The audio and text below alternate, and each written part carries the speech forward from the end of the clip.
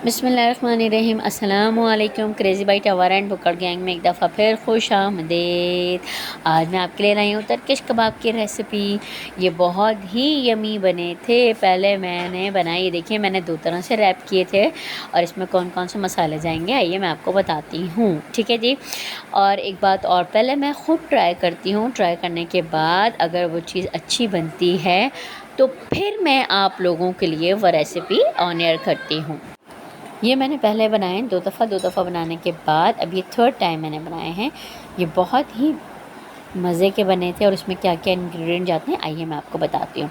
मैंने क्या किया, आधा किलो गाय का गोश्त लिया हाथ से कटा हुआ। उसके अंदर मसाले कौन कौन से जाएंगे, इसमें जाएगी हरी मिर्चें 8-10, इसके अंदर जाएगा एक प्याज, एक शिमला मिर्च और एक टमाटर के बीज निकाल दीजिएगा, बीज निकाल के और बारीक बारीक इसको काट लीजिएगा। एक शिमला मिर्च मैंने वो लिए और एक शिमला मिर्च मैंने ये लिया, इसको मैंने ना आग पे सेक लिया। आग पे सेक के ये देखिए अब ना इसकी स्किन सारी उतर जाएगी, इस तरह से स्किन उतार के और अंदर से बीज निकाल के मैं इसको भी बारीक बारीक काट लूँगी। अच्छा जी, अब आ जाएं गोश्त की तरफ। आधा किलो मैंने गाय का कीमा लिया है हाथ से कुटा हुआ। टमाटो प्योरी बनाई है मैंने, ये मैंने 5 से 6 टमाटरों के घर में बनाई है, ठीक है ना। और 1 चम्मच जाएगा ये काली मिर्चों का पिसा हुआ। लहसुन जाएगा कुटा हुआ, हाथ से कूट के लहसुन डालेंगे जैसे बाकी तमाम चीज़ें हाथ से कूट के डालेंगे। ये देखिए ये हाथ से कुटा हुआ कीमा है आधा किलो। इसके अंदर मैं डालूँगी 1 चम्मच भर के लाल मिर्चों का और इसी तरह से बाकी मैं डालूँगी नमक हस्ब ज़ायक़ा डाल लीजिएगा जितना कि आप यूज़ करते हैं अमूमन घर के अंदर, ठीक है। और अगर उसके अंदर फिर हम डालेंगे गरम मसाला पिसा हुआ, ठीक है जी। नमक मिर्च गरम मसाला 1 चम्मच में डालूँगी, काली मिर्चों का पिसा हुआ, ठीक है जी। अब मैं इसके अंदर डालूँगी 3 चम्मच भर भर के टमाटो प्यूरी जो मैंने घर में बनाई है वो मैं इसके अंदर शामिल कर दूँगी। अच्छा एक बात और, गोश्त आप कोई भी ले सकते हैं, चाहें तो आप गाय का ले लें, चाहें तो आप मुर्गे का ले लें, चाहे तो आप छोटे गोश्त ले लें यानी कि बकरे का ले लें। लेकिन मुझे ज़ाती तौर पे गाय का गोश्त बहुत पसंद है तो इसीलिए मैंने ये इस्तेमाल किया है। अच्छा अब जो बाकी चीज़ें मैंने इसके अंदर कूट के डालनी हैं उसमें क्या क्या चीज़ें हैं बारीक काट के डाली हैं वो आ गया, एक मैंने प्याज, एक शिमला मिर्च और लहसुन जो मैंने रखा था वो तीनों चीज़ें मैंने, और टमाटर जो एक टमाटर मैंने रखा था वो मैंने बारीक बारीक काट के और कीमे के अंदर शामिल कर लिया। अच्छा एक्सेस वाटर जो होगा ना वो आप प्लीज़ इसमें से निकाल लीजिएगा, जैसे कोफ्तों का हम निचोड़ के निकाल लेते हैं ना। अच्छा नेक्स्ट अब आ जाता है धनिया और पुदीना। धनिया और पुदीना भी बारीक बारीक आपने छुरी की मदद से काट लेना है, काट के और वो भी मैंने कीमे के अंदर शामिल कर लेना है। कीमे के अंदर शामिल करके अब थोड़ी देर के लिए इसको मैरिनेट होने के लिए रख देंगे। बस अब इसके अंदर सिर्फ एक शिमला मिर्च रह गई है जो मैंने चूल्हे पर जलाई थी वो मैं इसके अंदर शामिल कर लूँगी, ठीक है ना। अच्छा अगर आप नए हैं मेरे चैनल पर तो काइंडली लाइक करें, सब्सक्राइब करें, शेयर करें ताकि मैं इसी तरह आपके लिए न्यू रेसिपीज़ ला सकूँ।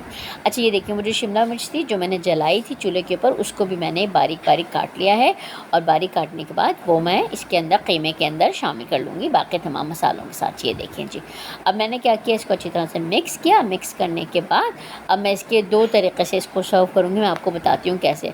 क्योंकि टर्किश कबाब जो हैं अमूमन उसके ऊपर सर्व किए जाते हैं ब्रेड के ऊपर या रोटी के ऊपर बना के ना लंबे लंबे करके सर्व किए जाते हैं।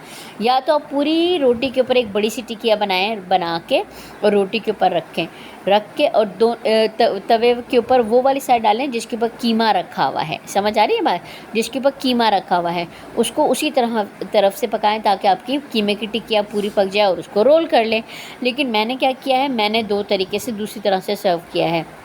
मैंने एक बड़ी सी टिकिया बनाई है, टिकिया जैसे मैं अभी आपको बताती हूँ कि कैसे मैंने टिकिया बनाई है। देखिए कीमा मेरा बिल्कुल तैयार हो गया है और देख लें इसके अंदर बिल्कुल भी पानी मौजूद नहीं है। अगर पानी होगा तो फिर आपकी कबाब जो है वो बिखर जाएंगे, सही से बनेंगे नहीं, ठीक है ना। और आपने क्या करना है, अब चलिए ये तो हो गया कीमे की बात। अब आ जाए न्यू एक और चीज़, क्या इसके अंदर डालेंगे हम सलाद सिर्फ 3 चीज़ों का बनाएंगे, टमाटर प्याज और खीरा। हम इसको एक ही तरह के जूलियन शेप में काट लेंगे।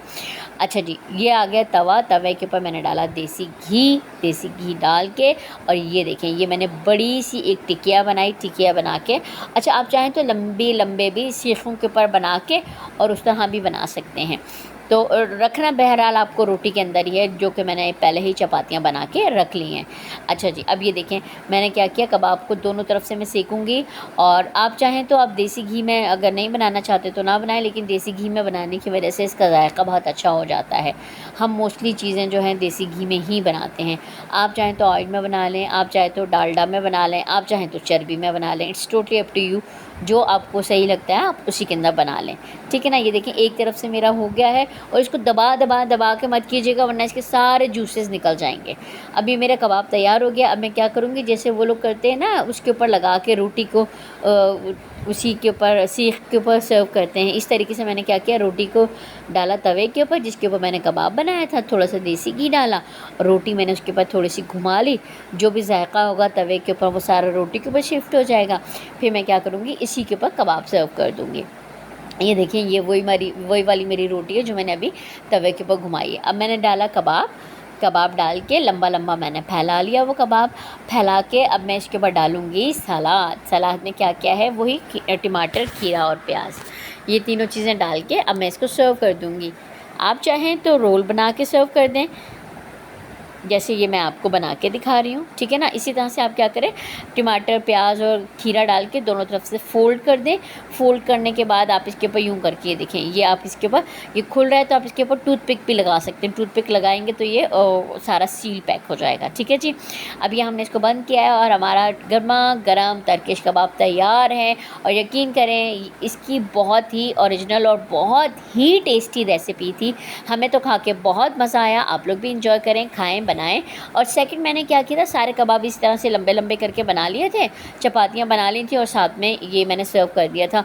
तो सबने अपने चपातियों के अंदर कबाब रखे, ऊपर से ये सलाद डाला और इसको सबने खा लिया था अपनी मर्ज़ी से, ठीक है जी। आप चाहें तो टमाटो केचप के साथ खाएं, आप चाहें तो घर की लाल वाली चटनी बना लें, या फिर आप रायता बना लें, it's totally up to you, आप किस तरह से इसको खाना चाहते हैं, ठीक है। लेकिन इसका ओरिजिनल टेस्ट बहुत ही यमी था, मज़ेदार था। बकरा ईद आने वाली है, इसको भी अपने मेन्यू में शामिल कर लीजिए। इंशाल्लाह आपके लिए 8 से 10 न्यू रेसिपीज़, इसी तरह से यूनिक रेसिपीज़ कबाबों की और गोश्त की मैं लेकर आती हूँ, ताकि आप रोज़ाना नई नई चीज़ बनाएँ और अपने घर वालों को सरप्राइज़ दें, ठीक है जी। Thank you so much. आप इसी तरह से मेरे साथ बने रहिए, मेरे चैनल पे लाइक कीजिए, सब्सक्राइब कीजिए, शेयर कीजिए, ताकि मेरी हौसला अफजाई हो सके और मैं आपके लिए इसी तरह यमी ज़बरदस्त मज़ेदार किस्म की रेसिपीज़ ला सकूं। Thank you so much. Okay जी, हमने तो बहुत इन्जॉय किया ये कबाब बना के, आप भी बनाइए, दाद वसूल कीजिए और इन्जॉय कीजिए। अल्लाह हाफिज़, बाय बाय।